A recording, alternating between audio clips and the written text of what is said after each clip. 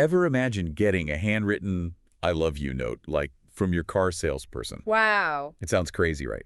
But that's actually the strategy Joe Girard, the top car salesman in America, used to build relationships. Really? Yeah.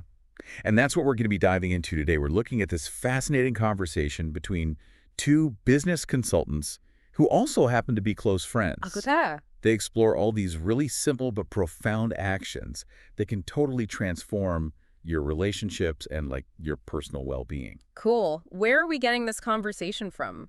So we'll be analyzing a snippet from their daily audio chat. Oh, interesting. What's it called? It's called炙りしめ鯖Radio.炙りしめ鯖Radio. Yeah. Okay. Think of it as like eavesdropping on a conversation. Got it. Packed with wisdom and humor. We'll extract the most valuable insights so you can put them into practice and see the ripple effects in your own life. I like it. Let's jump in. Ready to go? Absolutely. All right, let's start with Joe Girard then, the car salesman. He sent handwritten I love you notes to every single customer. Wow. That's wild. Yeah. So you might be surprised by the positive ripple effects that come from just freely expressing your appreciation for others, Oh. even in places you wouldn't expect. Yeah, for sure. It's a great illustration of the idea that expressing love and appreciation is actually a powerful tool. I like that. Yeah, and the hosts of炙りしめ鯖Radio are super passionate about this. Okay. They really believe it has a positive impact on both the giver and the receiver. It makes sense. But what's interesting is they don't just talk about saying, I love you. Yeah.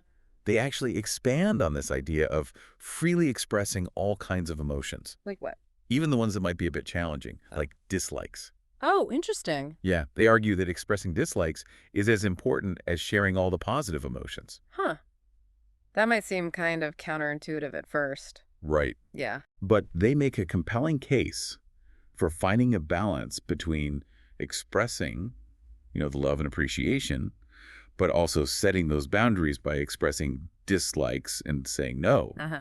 So often we just focus on all the positive and shy away from expressing anything that might be perceived as negative. Right. But as the hosts discuss, suppressing those feelings can actually lead to resentment Oh, for sure. and ultimately harm our well-being. Yeah, I can see that. One of the hosts even shares a personal anecdote about how she loves dogs. Okay. And she's so inspired by how openly and honestly they express their feelings, Like how? whether it's excitement, affection, or even just displeasure. Yeah.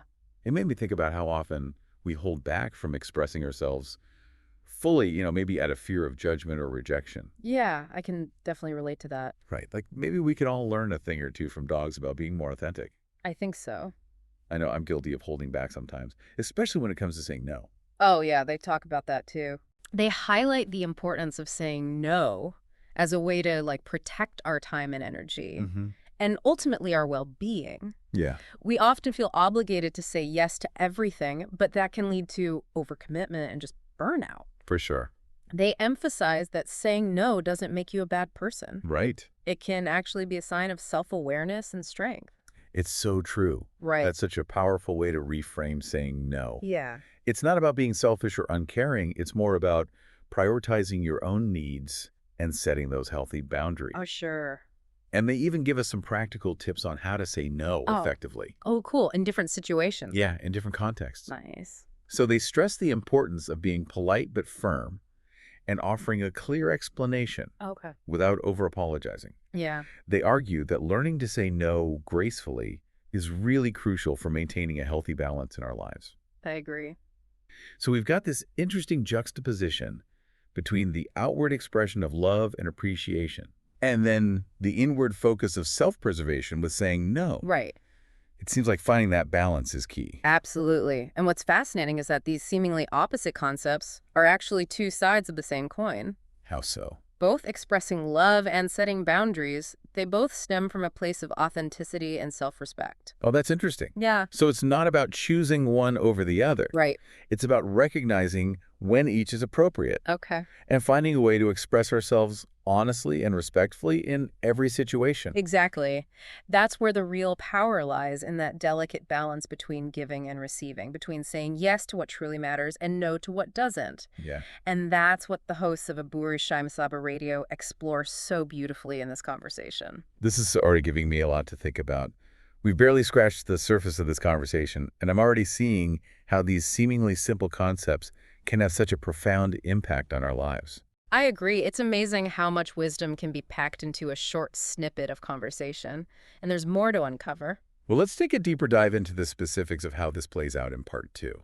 It's so interesting how the hosts apply these concepts, not just to personal relationships, but also to work stuff. Yeah. Like professional settings. Okay. They share the story. One of the hosts was asked to write a comedy sketch for a friend's project, but she said no because she just didn't have the time. Makes sense. It's a perfect illustration of how saying no can really protect your boundaries. Right. And prevent that overcommitment.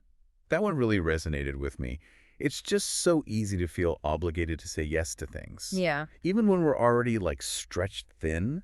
For sure. I admire her ability to say no. Yeah. Yeah. Prioritize her needs, communicate her limitations clearly and respectfully. Totally. It's a great example of how saying no doesn't have to be a negative or confrontational thing. Right. It's more about just being honest with yourself and others and recognizing that you can't always be everything to everyone. It brings up a good question. How often do we say yes out of obligation when we really want to say no? Yeah. I think a lot of us struggle with that. Definitely. Yeah. Especially maybe at work or in our professional lives. Yeah, exactly. For sure. There's often this fear of disappointing others or seeming unhelpful.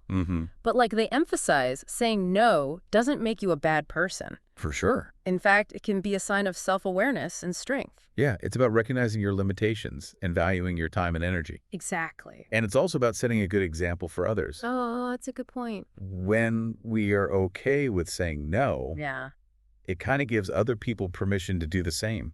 I love that. It creates this culture of respect and understanding where people feel empowered to express their needs and set healthy boundaries. Okay, so how do we find that sweet spot, that balance between expressing love and appreciation and setting those boundaries with a firm no? They suggest that it's about being authentic and living in alignment with your values, knowing what's truly important to you and making choices that reflect those priorities. And it's also about recognizing that both yes and no can be expressions of love. That's interesting. Sometimes saying no to one thing allows us to say yes to something that really matters. Right. Whether that's spending time with people we care about, pursuing a passion, or just taking care of ourselves. I like that. So what stood out to you most from their conversation? I was really struck by their emphasis on small, everyday actions. Okay. It's not about these grand gestures or changing your whole life. Yeah. It's about incorporating these principles into our daily interactions. I agree. They talk about things like sending a quick text to tell someone you appreciate them, or politely declining an invitation when you just need some downtime. Right. It's like a reminder that even those little things can have a big impact on our relationships and our well-being. If we connect this to the bigger picture, it's about taking ownership of our emotional well-being and cultivating those healthier relationships. Yeah. And that's something we can all benefit from no matter what our goals are. Speaking of connecting the dots, the hosts briefly mentioned their next topic. Oh, yeah. What is it? Sleep. Sleep. Right. They seem to have this endless curiosity. They do. And a knack for finding cool topics to explore. They really do. I'm definitely curious to hear their thoughts on sleep. Maybe we'll have to eavesdrop in another one of their conversations for a future deep dive. Yeah. But for now, let's wrap up our exploration of yes and no. Sounds good. So what are the key takeaways for our listeners today?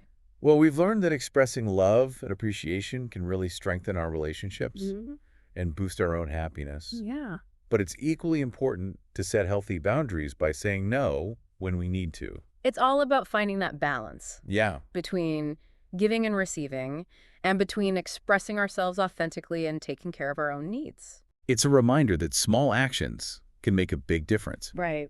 It's not about overhauling our entire lives. Right. It's more about making conscious choices in our daily interactions. Yeah, it's like taking those small moments and turning them into chances to connect better or take care of ourselves. For sure. And it's not just about us. It's about how those little things affect everyone around us. Like we're planting seeds and they can grow into something way bigger. That's a great way to put it. So we're wrapping up our look at the power of yes and no. What's the one thing you hope our listener walks away with? I hope they feel like they can try it, Yeah. Express love and be thankful, but also put up healthy boundaries. Yeah. It's about that balance. Right. And when we find it, we get more self-respect and we're more true to ourselves. It's about figuring yourself out and growing. Yeah. And it all starts with those choices we make every day, saying yes when it matters and no when it doesn't. This has been such a great talk. I love looking into these everyday ideas that can really change things. Me too. It reminds us that we can find wisdom anywhere, even a quick chat between friends. And sometimes all it takes is a little I love you or a no at the right time to put us on a better path. Well said. Thanks for joining us on this deep dive. Hope you got something out of it. Absolutely. Until next time, keep exploring, keep being you, and keep finding that balance between yes and no. Sounds good.